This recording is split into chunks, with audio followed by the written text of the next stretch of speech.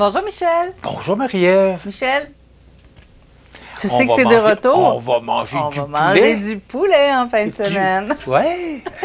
Alors, c'est de retour. Le poulet take-out des Chevaliers de Colomb, Conseil 10707 de Cap-Saint-Ignace. Donc, c'est un événement bénéfice.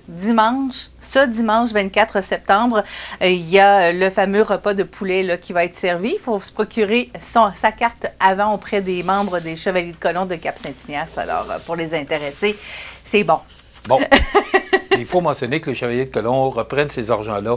Entre autres, on a distribué de l'argent à l'école Monseigneur-Sirois à Cap-Saint-Ignace. Donc, cet argent-là revient dans la municipalité de Cap-Saint-Ignace. Donc, c'est une belle façon d'encourager les Chevaliers de Colomb pour leur dévouement. Et aussi, ces argents-là sont remis pour aider. Je sais que l'an passé, c'est ce que Jean-Marc Fréjot m'avait dit, qu'on avait acheté du linge là, pour certains enfants plus défavorisés. Les vêtements d'hiver, principalement. Ouais. Alors, c'est notre façon à nous de collaborer avec les Chevaliers de Colomb de Cap-Saint-Ignace. Une très excellente façon. C'est bon. Oui, puis en passant, il est bon le poulet. Oui, c'est ça que je voulais dire. Ouais. Juste en passant. C'est une belle plug, hein? Oh oui, c'est pas mal fin, je pense. Ah. Mes soins restent ici. On continue à travailler très, très fort du côté du Kamouraska. Oui, effectivement, les membres du comité Mes soins restent ici veulent profiter de l'étude du projet de loi 15 afin de faire entendre les besoins de la communauté kamouraskoise en matière de soins de proximité.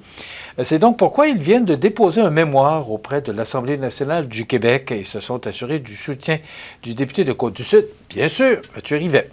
Le mémoire porte sur 2 recommandations principales, l'une visant à rappeler sa revendication phare pour une gouvernance locale de proximité et l'autre proposant la création d'un comité de vigie pour le Kamouraska. Donc, depuis plus de 5 ans, le comité Mes soins reste ici multiplie les représentations politiques et les interventions publiques afin de rétablir le niveau des soins de services de proximité requis pour la population de tout le Kamouraska. J'ai l'impression que dans tous les dossiers politiques dont on parle présentement, on parle du retour du pouvoir aux régions. On parle, excuse-moi? Du retour des pouvoirs, redonner le pouvoir aux régions. Oui. Ramener, oui, nous, parce que chaque région est différente, on veut gérer notre région. Oui, puis est-ce qu'on peut être en désaccord avec ça? Pas nous autres, on est en région.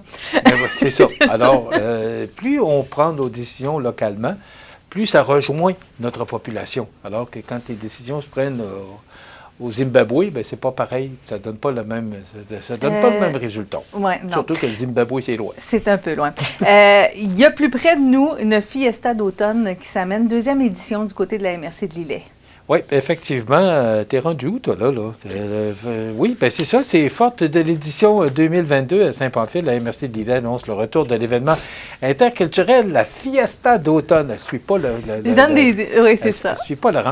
Cette 2e édition entièrement gratuite se déroulera dans la municipalité de Saint-Jean-Port-Joli le samedi 7 octobre prochain, de midi à 21h. Cette 2e édition propose de nouvelles activités pour satisfaire petits et grands, un tournoi de soccer interculturel, des stations gourmandes thématiques, une programmation d'activités pour enfants bien garnie et plus encore, et entièrement gratuite. Elle ira jeux, musique, chant, danse et découvertes gastronomiques internationales. Donc, la Fiesta d'automne à Saint-Jean-Port-Joli le 7 octobre prochain de midi à 21h. Toujours une belle façon de célébrer. D'ailleurs, il y a une activité similaire dans la MRC de Montmagny. Ça va être à Saint-François de la Rivière-du-Sud.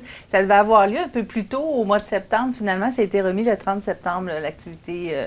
Donc, on va avoir plus de détails pour vous là, dans les prochains jours. C'est pas en fin de semaine, c'est l'autre fin de semaine. C'est l'autre fin de semaine, c'est ça. Dimanche le 30 septembre. Et il y a le prix Renaud-Cyr qui revient cette année. Écoute, je suis très heureux de parler parce que Renaud Cyr, c'est un monsieur que j'ai bien connu, monsieur sympathique, un monsieur qui faisait la renommée de notre région parce que c'est lui qui était propriétaire et fondateur du Manoir des Érables à Montmagny. Donc, il y aura les candidatures, là, on pourra s'inscrire pour ce prix. La 11e édition du prix Le Renaud Cyr est maintenant ouverte aux candidatures. Les artisans, chefs ou producteurs qui participent à l'essor du terroir québécois peuvent donc s'inscrire.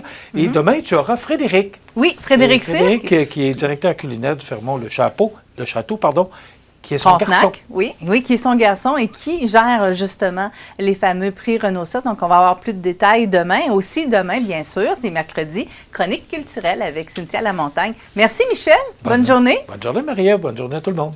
Et bonne journée à vous sur toute la Côte-du-Sud.